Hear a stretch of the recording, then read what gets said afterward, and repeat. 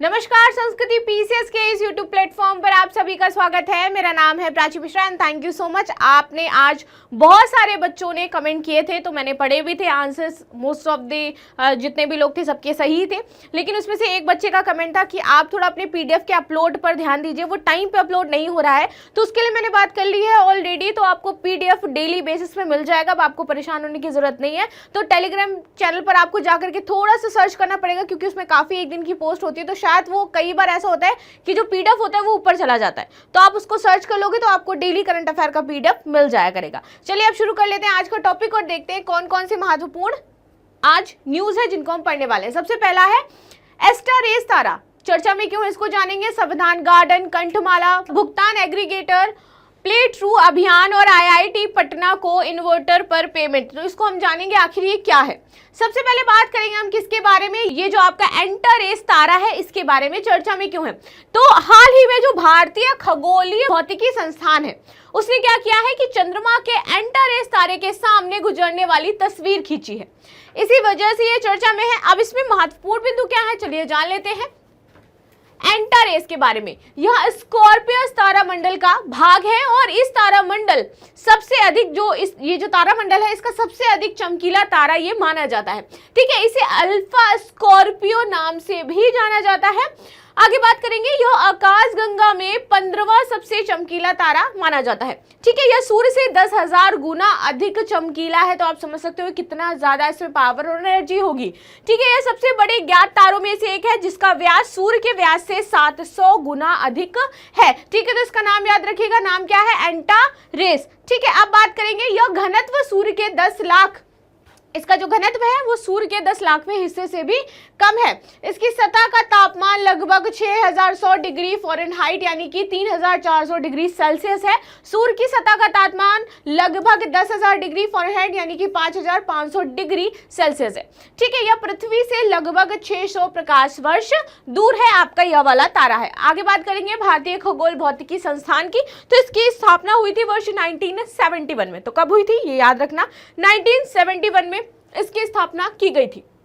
इसमें खगोल विज्ञान और भौतिकी के क्षेत्रों में अनुसंधान करने के लिए एक स्वायत्त अनुसंधान संस्थान के रूप में यह कार्य कर रही है, जो भूगोल और खगोल के क्षेत्र में यह कार्य करेगी। ठीक है, इसमें भारत सरकार के विज्ञान और प्रौद्योगिकी विभाग द्वारा इसको वित्त पोषित किया जा रहा है, पैसा प्रदान किया जा रहा है इन सारे रिसर्च के लिए, इन सारे इंस्टीट्यूशंस के लिए, और साथ ही साथ ये जो अनुसंधान है उसके लिए। आगे बात करेंगे, इसका मुख्यालय कहाँ पर है, तो बैंगलोर में इसका मुख्यालय स्थित है, और इसमें field station Kodaikanal, Kavalur, Gary बिदानहूर, हानले और हेसा कोटे में है। तो बेसिकली इसके जो फील्ड स्टेशन है वो इतनी जगह पर स्थित किए गए हैं। ठीक, आगे बात कर लेते हैं हम संविधान गार्डन के बारे में। हाल ही में पुणे में संविधान गार्डन स्थापित किया गया है और इसे भारतीय सेना और पुनीत बालन ग्रुप ने मिलकर के बनाया है, और इससे पहले जयपुर राजस्थान में भी संविधान उद्यान है वो स्थापित किया गया था। आगे बात करें संविधान गार्डन की, तो इस गार्डन में भारतीय संसद की जो प्रतिकृति है उसको राज चिन्ह वाले 3 सिंहों की प्रतिकृति है, और इस पर संविधान लगाया गया है। गार्डन परिसर में नागरिकों के लिए संविधान के 11 कर्तव्यों की जानकारी भी दी जा रही है, जो बताया गया है यहाँ पर। आगे बात कर लेते हैं इसमें किसके बारे में, तो कंठमाला क्या है ये कंठमाला, चलिए देखते हैं। तो पिछले कुछ समय से देश में कंठमाला के मरीजों की संख्या में तेजी से बढ़ोतरी आ रही है।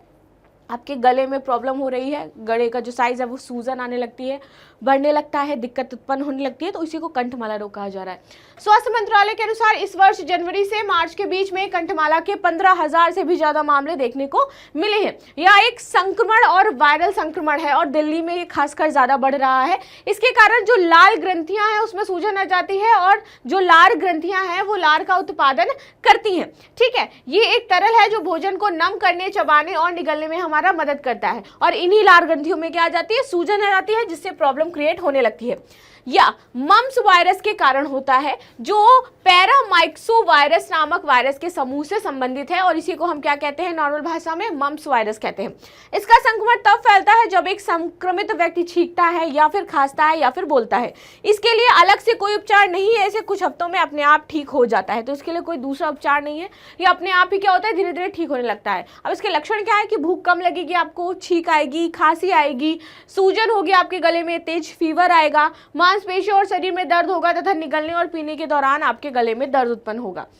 आगे बात करेंगे भुगतान एग्रीगेटर। ये इंपॉर्टेंट है आपके लिए, न्यूज लिटरली आपको याद रखनी है, पूछा जा सकता है। अब इसके तहत क्या किया गया है, तो भारतीय रिजर्व बैंक ने वेल्थ मैनेजमेंट प्लेटफॉर्म जो आपका ग्रो है और वर्ल्ड लाइन ई पेमेंट्स इंडिया है, इसको भुगतान एग्रीगेटर के रूप में कार्य करने की अनुमति दे दी है। अच्छा, अभी क्या करेगा, क्या होते हैं भुगतान एग्रीगेटर? जैसे आप फोन पे करते हो, अपने फोन पे से अपना पैसा डेबिट करते हो, क्रेडिट करते हो, कार्य करते हो। व्हाट्सएप आप देखोगे उससे आजकल पैसे डेबिट क्रेडिट हो रहे हैं। तो यहाँ पे डायरेक्ट अब जो ग्रो ऐप है उससे आप पैसे क्या कर सकते हो, डेबिट कर सकते हो, पेमेंट कर सकते हो, भुगतान कर सकते हो, इस तरीके से कार्य कर सकते हो। ठीक है, तो भुगतान एग्रीगेटर ऐसी कंपनियां होती हैं जो ग्राहकों और व्यापारियों के मध्यस्थ के रूप में कार्य करके ऑनलाइन भुगतान की सुविधा प्रदान करती हैं।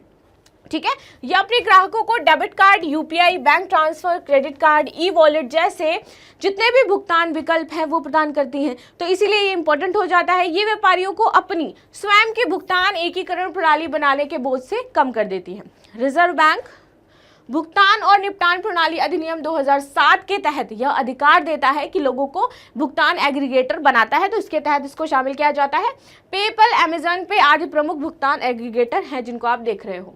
अब बात करेंगे प्ले ट्रू अभियान। अभी क्या है प्ले ट्रू अभियान? देखिए, प्ले ट्रू से समझ में आ रहा होगा आपकी, प्ले ट्रू यानी कि आपको जो खेल खेलना है वो सच्चाई के साथ खेलना है। ये डोपिंग से रिलेटेड आपका था कि आपको डोपिंग नहीं करनी है। डोपिंग से संबंधित जो कई बार आप देखते हो एथलीट्स डोपिंग के मामले में पकड़े भी जाते हैं, उनको प्रतिबंधित भी कर दिया जाता है। तो ये अभियान चलाया गया, इसमें भारत के बहुत सारे एथलीट शामिल हुए और इस अभियान के तहत जितने भी खिलाड़ी हैं उनको ये कहा गया कि आप जो भी गेम्स खेल रहे हो उसमें सच्चाई के साथ आप गेम्स खेलिए, डोपिंग का सहारा ना लीजिए। ठीक है, तो हाल ही में राष्ट्रीय डोपिंग रोधी एजेंसी, जिसको हम नाडा कहते हैं, इसने प्ले ट्रू अभियान संचालित किया।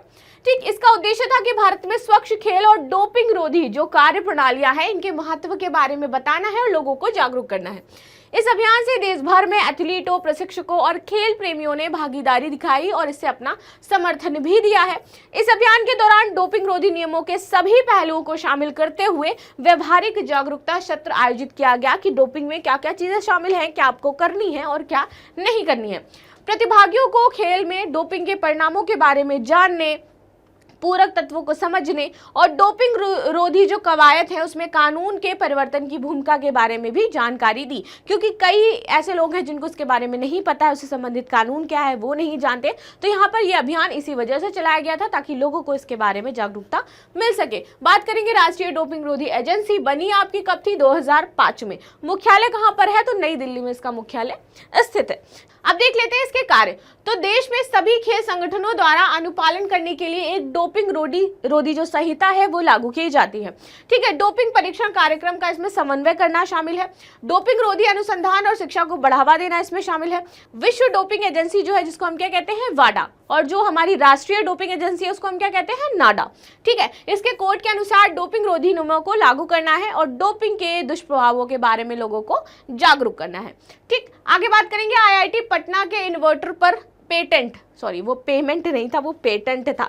तो इसी पेटेंट को जानेंगे हम क्या है। तो भारत सरकार ने आईआईटी पटना द्वारा विकसित हल्के कॉम्पैक्ट इन्वर्टर पर पेटेंट प्रदान किया है। आईआईटी पटना के पास 20 वर्षों तक इसके व्यावसायिक उपयोग का कॉपीराइट रहेगा। जो पेटेंट है वो इसी के पास रहेगा। पेटेंट से आप क्या समझते हो? यानी कि आपने कोई चीज विकसित करी है तो आपकी देखा देखी कोई और उसे विकसित नहीं कर सकता है। ठीक है, बात कर लेते हैं इन्वर्टर की। तो आईआईटी पटना के इंक्यूबेशन सेंटर में पोर्टेबल पावर टेक्नोलॉजी की स्टार्टअप योजना के अंतर्गत इसको विकसित किया गया था और यह इन्वर्टर देश को पोर्टेबल पावर मॉड्यूल के क्षेत्र में आत्मनिर्भर बनाने में मदद करेगा। आगे बात कर लेते हैं विशेषताएं क्या है।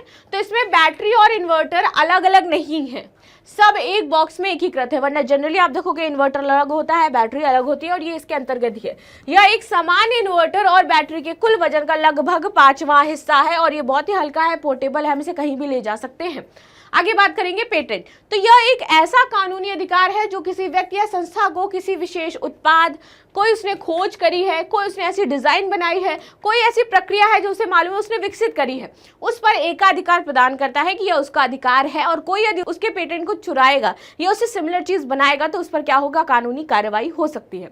ठीक है, इसके द्वारा प्रत्येक देश में पेटेंट कार्यालय होता है जो उक्त पुष्टि के बाद पेटेंट है वो प्रदान करता है। तो पेटेंट कार्यालय में पहले जाते हैं, देखते हैं, उसका पूरी तरीके से देखा जाता है कि सही है या नहीं है, देन पेटेंट दिया जाता है।